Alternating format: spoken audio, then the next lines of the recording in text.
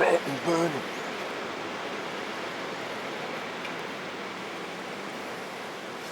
Yow.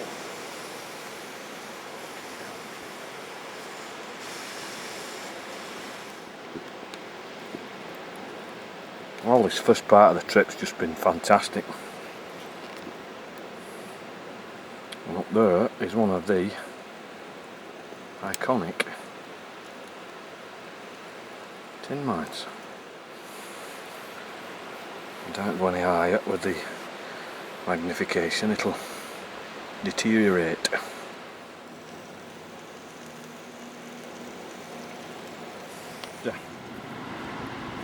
The tin mines are now in the sunlight. They were in the shade before. How you get them lot?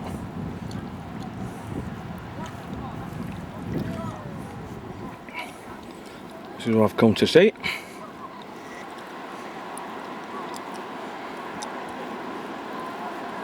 Miners of tin. Go about 1,000 feet underground. I forget how far out to sea. Looks like a wicked place, this. Look at them caves. It's all surf here though. It's dead shallow. You can see the bottom here, it's only about, bloody hell, 6 foot deep here, 8 foot deep. That's why it surf's always pumping. Pumping and thumping. That wind's changed direction again now. This is what you call the cave coast. It's riddled with caves. Look at that, I think it's cagoule time. Bang it on now while I can.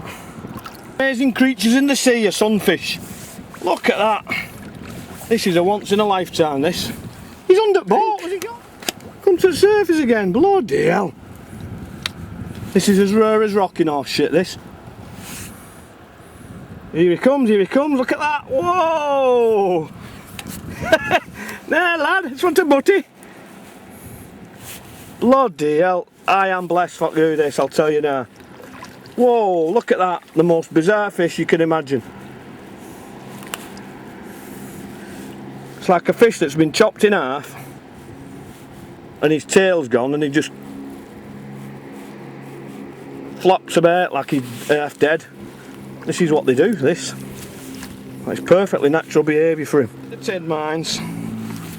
My god, this has got to be the paddle of the trip then. Have some strange kind of reverse gear. Look at that, I can see his gob and everything. Come on out lad, we'll not bother you. He's gone under now, look, he's got wary of me.